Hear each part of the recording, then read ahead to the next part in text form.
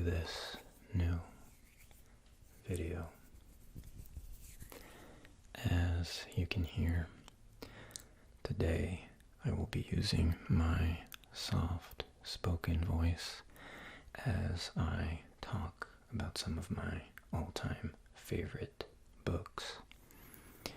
Now, maintaining this voice or this volume can be difficult sometimes, so I may whisper from time to time, okay?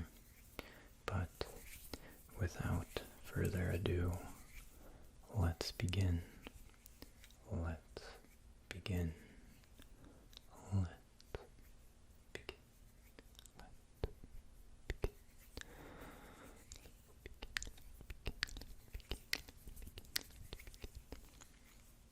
So, I thought it would be best to start out with my all-time favorite book, which I'm sure some of you may know by now, which is this one.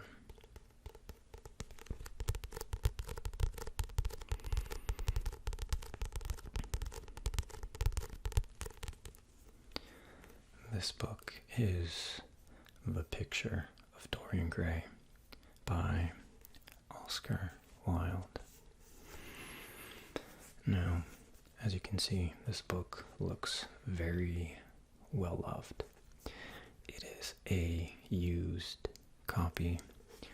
I have only read this maybe 3 times, possibly 4, but every time I read it, I feel like I'm noticing something new, or I'm seeing something in a different way. That's the type of book this is. I've read many, many classics, but I've never read a classic that I am this interested in rereading time after time. Now, let me read you the description. Enthralled by his own exquisite portrait, Dorian Gray exchanges his soul for eternal youth and beauty. Influenced by his friend, Lord Henry Wotton, he is drawn into a corrupt double life, indulging his desires in secret while remaining a gentleman in the eyes of polite society. Only his portrait bears the traces of his decadence. The Picture of Dorian Gray was a succès de scandale. Wow, some fancy French for you. Early readers were shocked by its hints at unspeakable sins, and the book was later used as evidence against Wilde at his trial at the Old Bailey in 1895. So, you may be wondering, did that not just expose or reveal the entire plot? And you would be right.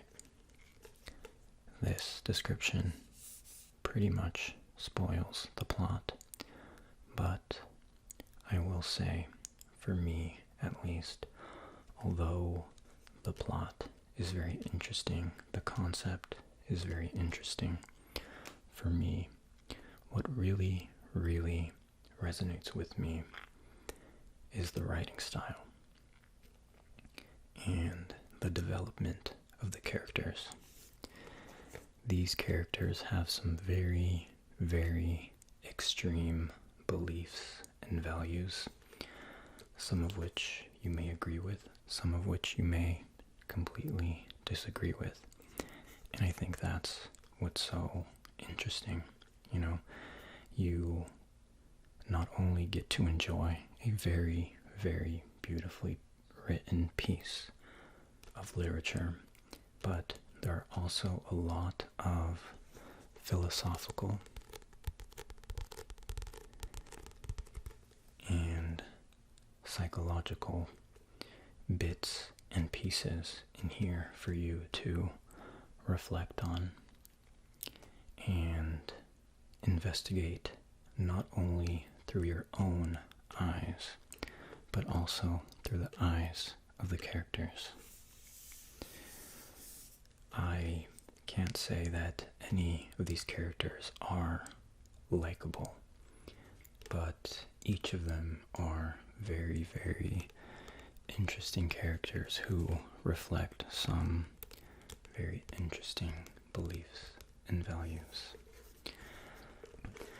As you can see, I have taken note of many, many quotes and passages, but I don't want to spoil the book in any way, so I don't think I'll read any of them. Yeah, but this is my favorite book. Next, we have this book.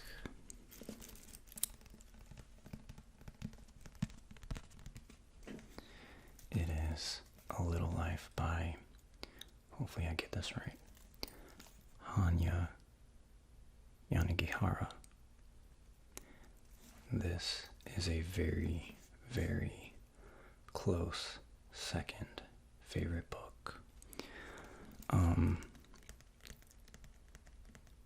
This and The Picture of Dorian Gray are almost head to head. But this book is my second favorite, I'd say. Let me read the description for you.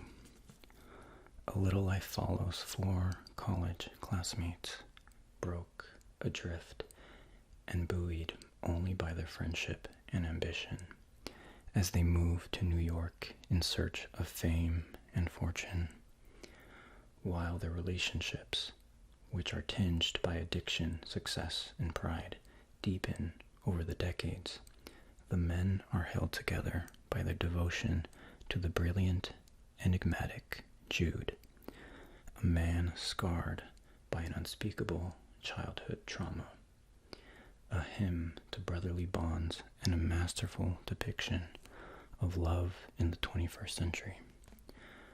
Hanya Yanagihara's stunning novel is about the families we are born into and those that we make for ourselves. So, the reason why I love this book is very much the same reason why I love The Picture of Dorian Gray. The writing is just immaculate. It is immaculate. But the difference is that this book is very, very plot heavy. Of course, it's a big book, so there's also a lot of room for the development of the characters. But I would say that the plot is really the focal point of this book, personally. Although, like I said, I do really enjoy the character development that we get to witness. I will say,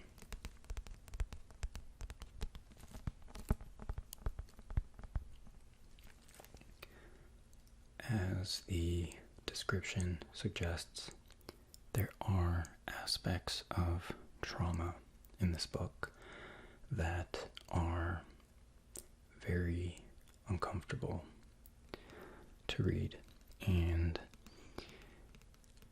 it can be very graphic, so I highly advise you to consider that if you want to read this book. But aside from that, and partly because of that, this book is extremely, extremely sad. And you may wonder, why would such a sad book be your favorite? Again, aside from all of the traumatic events that are described, I think this book is a huge testament to although it's fiction, I think it is a huge testament to the power of friendship, the the power of resilience. And I think as you follow these friendships, you almost feel like a part of it, you know. Some of their interactions may make you very anxious and concerned, etc., etc., but you start to really connect with these characters, you know. Each of them is struggling with their own demons, so to speak, and there are aspects that are very relatable. You know, we are all trying to figure out this little thing called life. So I imagine that you will probably see yourself in at least one of the characters, or see aspects of yourself in each of them. I know I did. I think I read this last year, but I need to read it again at some point this year. As you can see, it's a big guy. It's a very, very big book.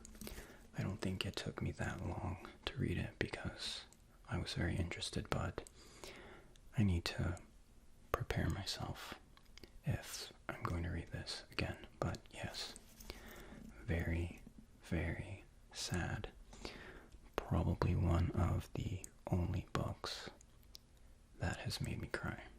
So, yes, A Little Life by Hanya Yanagihara. That is my second favorite book. Now, the next one is this one.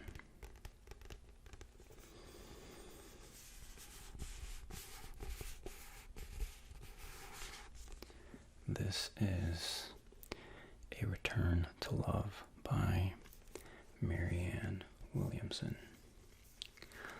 Let me read the description for you. Back by popular demand and newly updated by the author, the mega best-selling spiritual guide in which Marianne Williamson shares her reflections on A Course in Miracles and her insights on the application of love in the search of inner peace.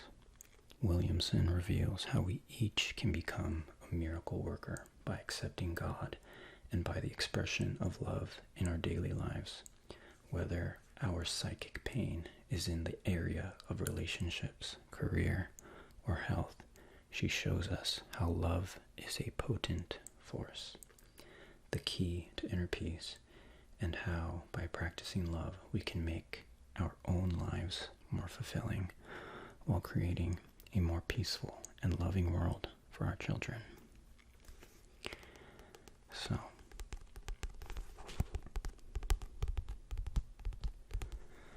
this is the first self-help / spirituality book I ever read, and it had a massive, massive impact on me.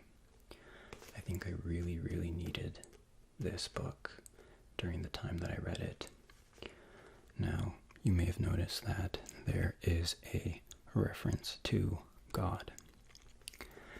There is a religious undercurrent in this book, as it is a book about spirituality. I am not here to preach anything. The only thing I'm here to preach is that ASMR is amazing. That's it. That is it. So, although I am sharing this book with you, I will say that although there is a religious undercurrent, I think, as with all books, it's important to keep an open mind when we read a new book, and to understand that just because we read a book. We do not need to agree with everything within it, right? Your beliefs may be different from what's in here, but one thing I will say is that the author herself, she does talk about what God is, and she says, the question is no longer what is God. The question we ask now is, what is love? So that sentence alone is something that I took with me throughout this book, because it allowed me to keep my mind and heart open as I read this. But the reason why I love this book is because she is so poignant with the things that she says. She is able to express certain ideas and perspectives in a very compact but powerful way. It's truly amazing. As you can see, there are many notes that I've made. Since this is nonfiction, I think I can read some passages. Let's see. Let's do this one. The only meaning of anything in our past is that it got us here, and should be honored as such. All that is real in our past is the love we gave, the love we received. Everything else is an illusion. The past is merely a thought we have. It is literally all in our minds. So that passage itself is about living in the present. You will see that theme of presence in so many self-help books, but presence is a main idea in this book, as well as forgiveness. That is a huge thing I learned from this book. I highly recommend, if you are trying to get into self-help books, this is a pretty good start. Now, this is an older edition, so the cover is very outdated, but yes, it is Marianne Williamson, A Return to Love. All of these books I have given 5 stars.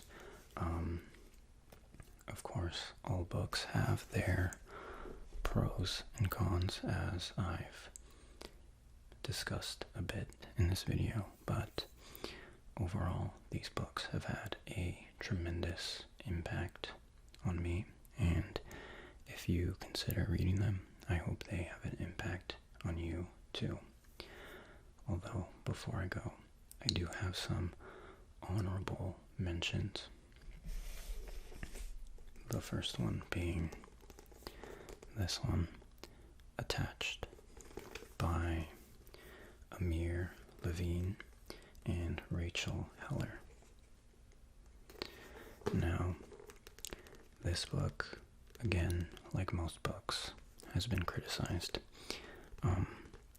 However, I suggest you take what you can from each book, just as I have.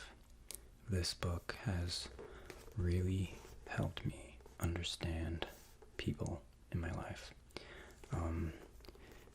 Sometimes you may ask yourself, why did this person do this? Why do they behave this way? And of course, there are so many reasons why we behave the way we do, why we say the things we say. But if you want to understand human behavior just a little more, this is a great book to pick up. As the name suggests, it is about attachment styles. And although it is marketed towards romantic relationships, I think you can learn a thing or two about people in general. I think this book can apply to any sort of relationship, whether it's romantic, platonic, familial, professional. As I've said, take what you can. So, highly recommend. This next one is also very impactful. It is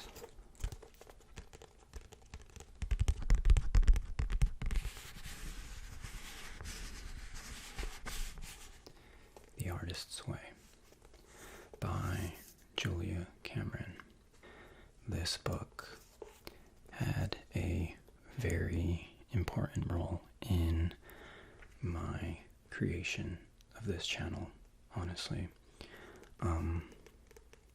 This book I highly recommend reading if you are an artist, especially if you are an artist who is struggling to express yourself.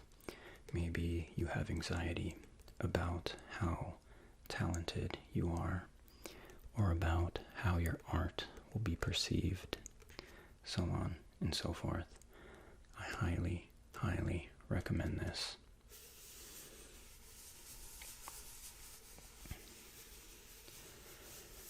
Of course, I'm still learning and everything, but this book really helped me break down the mental barriers I had, those barriers that tell you that you're not good enough, or you're not talented enough, or that no one will care. Most times that is completely false, So, yes, highly, highly recommend. Those are all the books I have for today. I hope you've enjoyed this video, and let me know if you are considering getting any of these books, or if you have a similar taste. Maybe you have some recommendations for me. One thing that I am kind of lacking in is I haven't read a lot of poetry. So if you have some good poetry recommendations, please let me know. Otherwise, I hope you've enjoyed this little soft spoken book chat. Let me know also how you guys feel about the soft spoken